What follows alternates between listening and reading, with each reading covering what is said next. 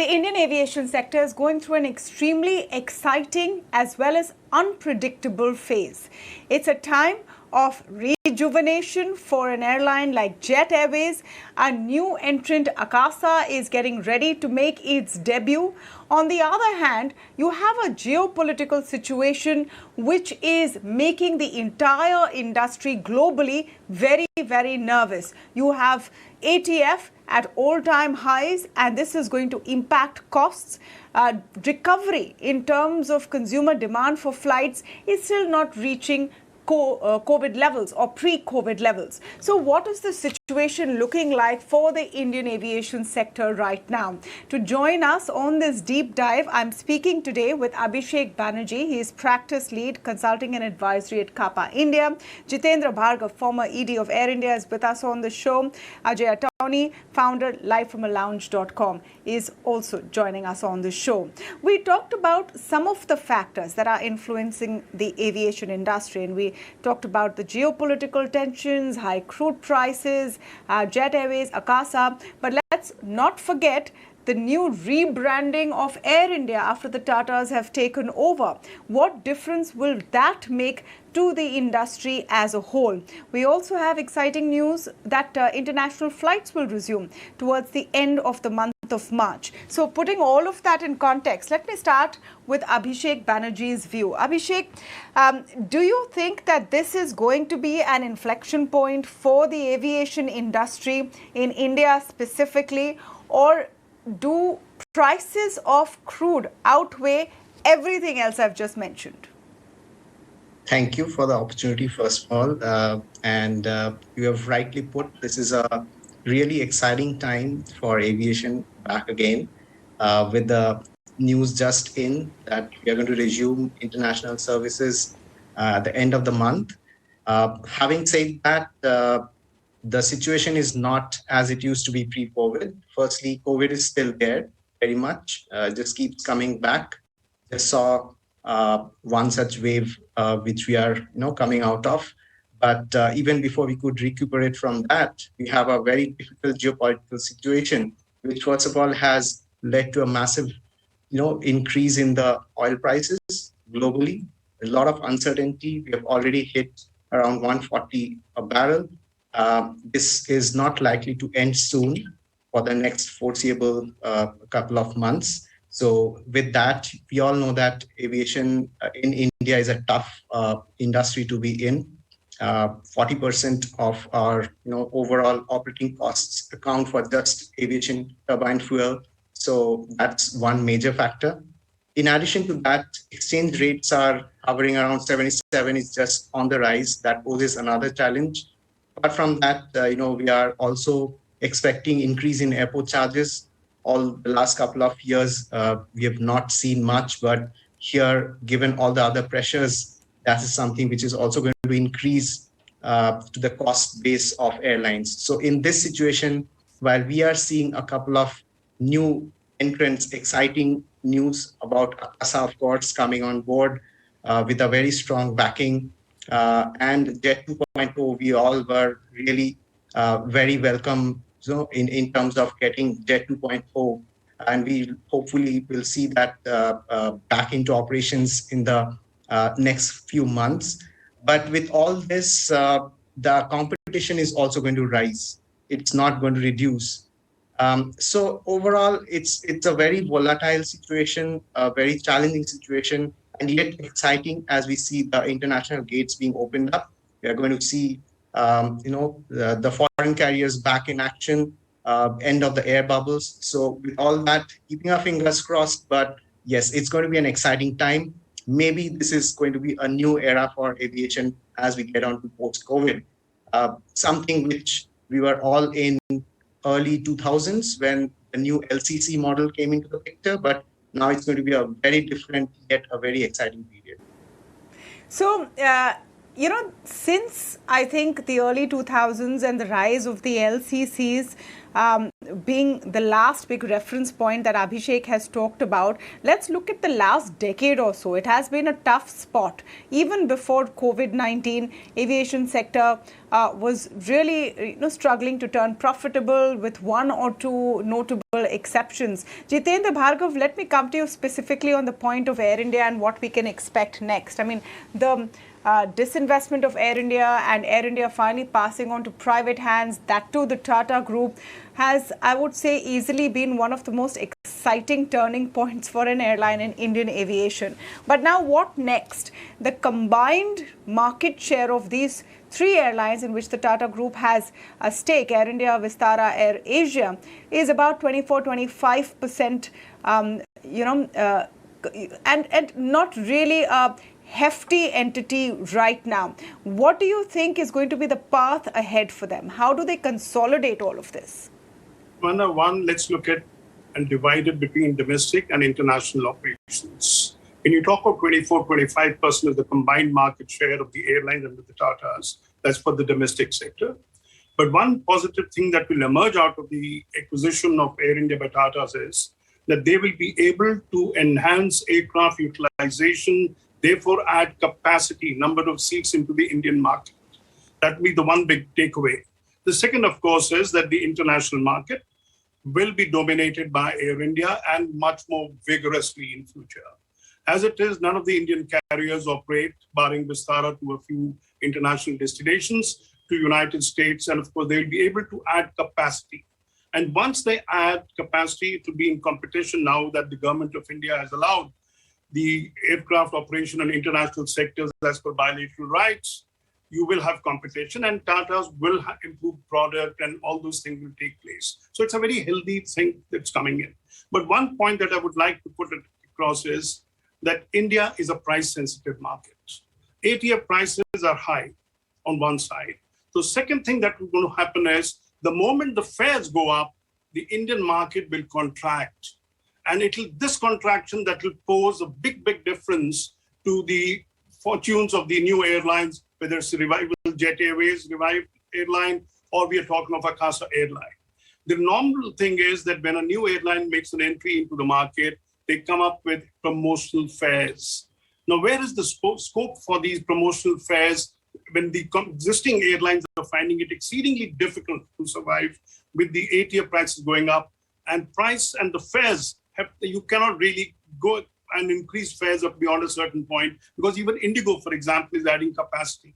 So the moment the fares go up, the market contracts, the load factors register a fall. So you cannot really be on an expansion thing. But international, I would quite agree with you that the geopolitical thing, Ukraine war, etc., but it is not going to be affecting Air India because you have the Soviet airspace, the Russian airspace available to Air India. So there's a plus point there.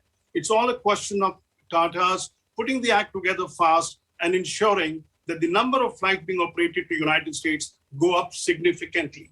And as I've often said, you have the pilots, you have the cabin crew underutilized. So without adding any cost, any additional manpower, they will be able to jack up the flight to the United States, and that will be a money spinner for them.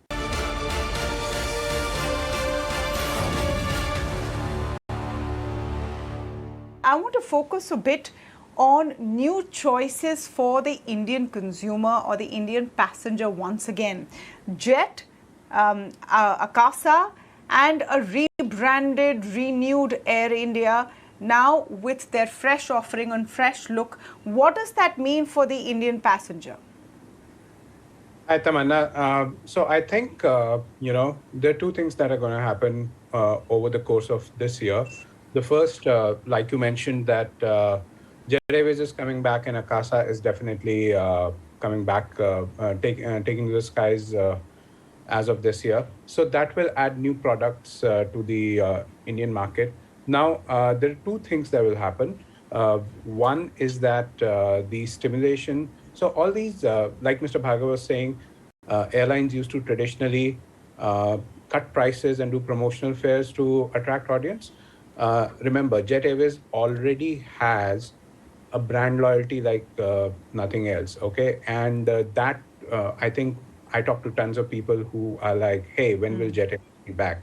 So I think that will play to the benefit whenever they are back, because people would like to try out the new Jet Airways again and then decide if they want to do business with them or not.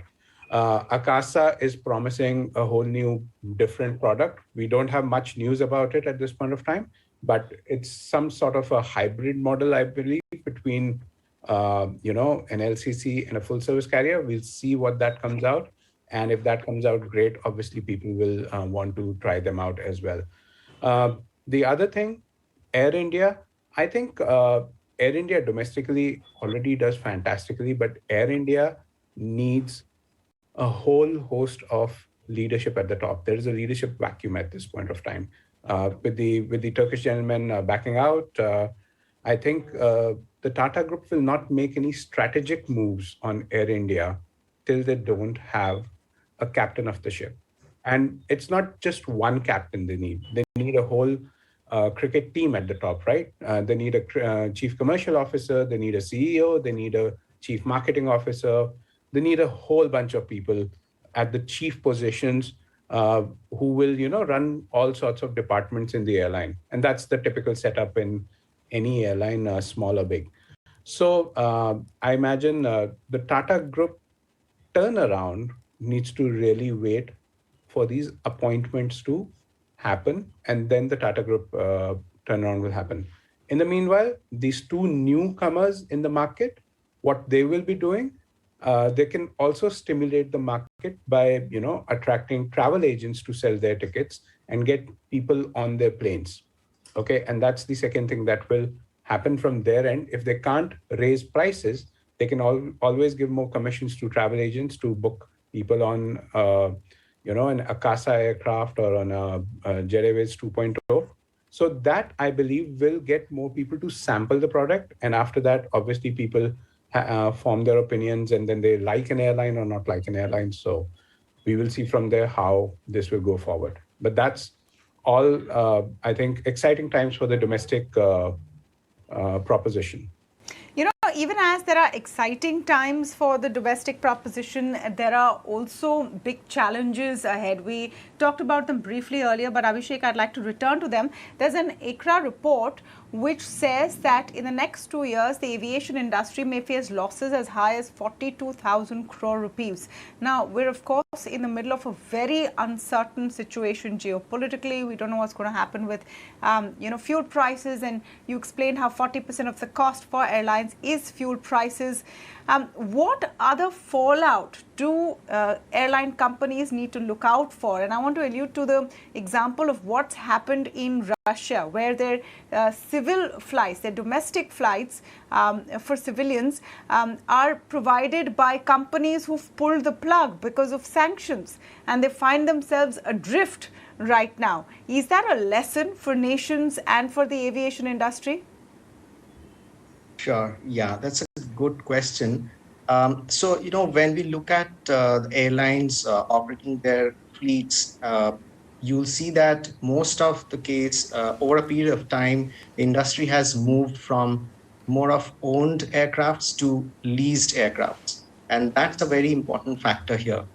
We have seen, just not from the Russian context, but also from an Indian context earlier, when partly when Kingfisher Airlines demise happened, there was a challenge about lessors taking lease aircrafts out of the country. So number one, while regulations are being looked at, the Indian government is really proactively looking at, making regulations conducive to lessors to increase the confidence on airlines in the unfortunate case of such instances. So that plays an important role given the industry now. You'll see that all these startup airlines will not have their own assets. They will typically go for leased aircrafts. So that's number one. So regulations do play an important role. Number two, airlines have to ensure that their capitalization is taken care of. So when Jet 2.0 we are talking about coming into picture, that's one of their biggest things that they have to look at, that they're well capitalized. So that's something which not just Jet, but every airline has to ensure that they're well capitalized, they have a strong governance, they ensure that they are credit worthy in terms of respecting their lease outgoes as everything on the financial side. So that's probably one area that airlines have to be really careful about. And given all the cost pressures that we are talking about, definitely this poses one of the challenges and risks, rather, we should say, for the long-term sustainability of airlines in India right now.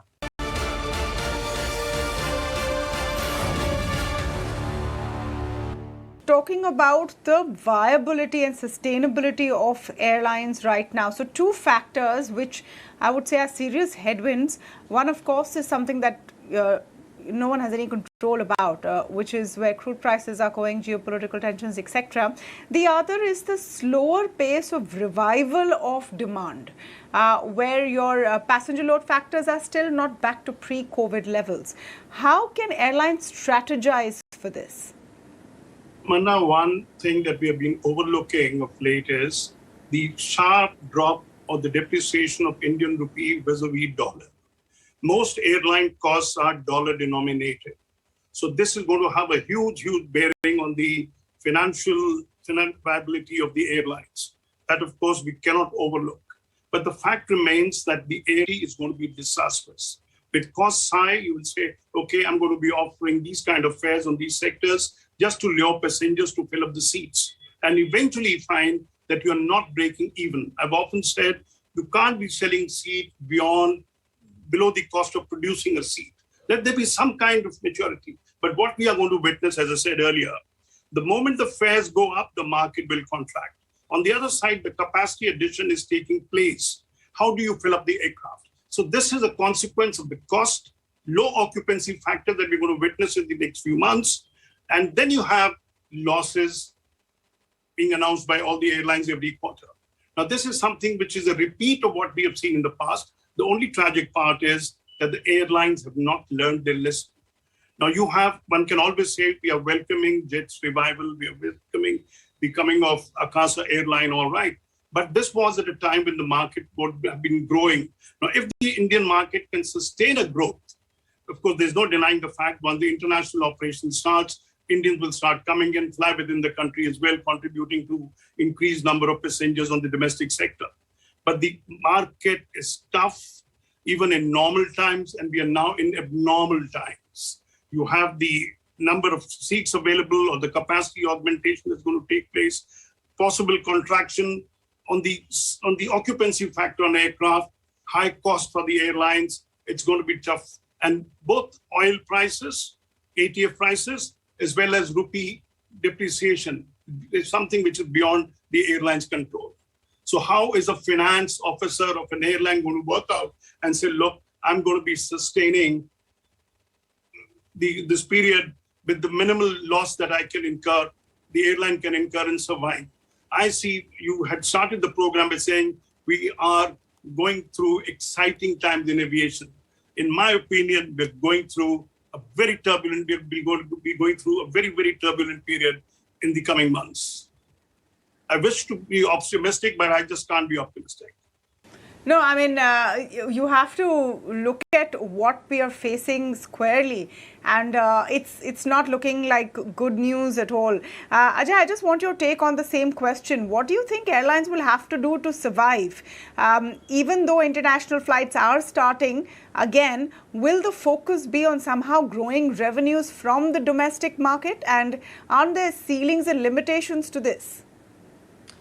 So I think Tamanna, Abhishek and Jitendra sir already answered the question partly, but I beg to differ a bit.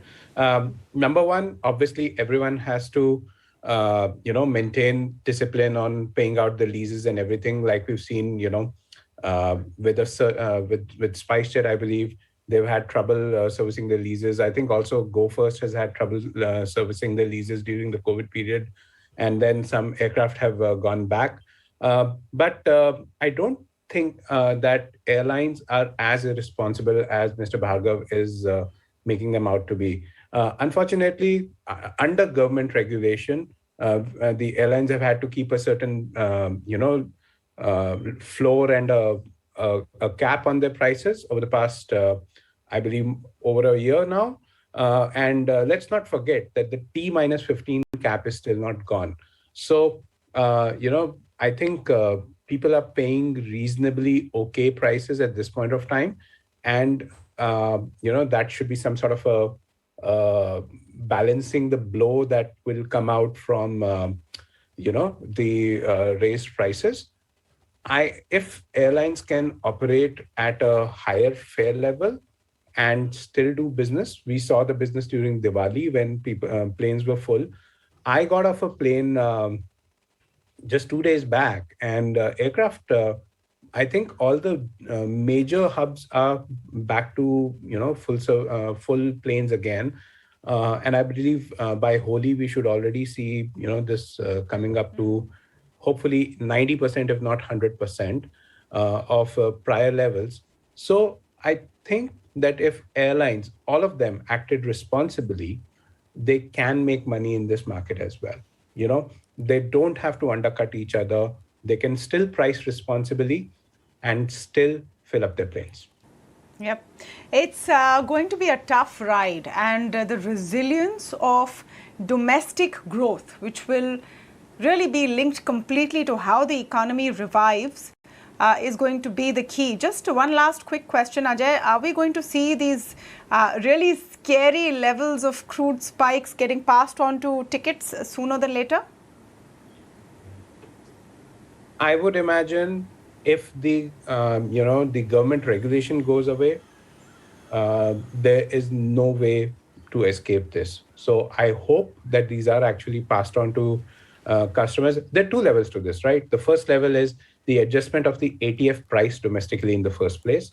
I don't know if that will be done in tandem with how the prices are escalating globally, or if it will be done in a more softer manner in India, number one. And number two, then when the ATF prices go up, the airlines have to take a call if they want to kind of, raise fares or not. What we're already seeing is that fares are going up. T plus 15 fares are also going up by maybe 10-15% already. But yeah, I imagine they can do more there. And let's not forget, once these guys will start flying abroad fully, for a lot of airlines also use their Middle East trips or their trips to Singapore and other places to fill up their tanks and bring them back. So there is a hybrid, allocation of domestic refueling and international refueling. So a certain amount of the fuel uplift happens abroad as well, and that should also help them kind of keep the costs a bit under control, if not fully. Well, there's a limit to how much of that cost can be borne by airlines who are anyway struggling right now. But thank you so much to all of you for joining us today on the show and giving us this perspective on the Indian aviation sector.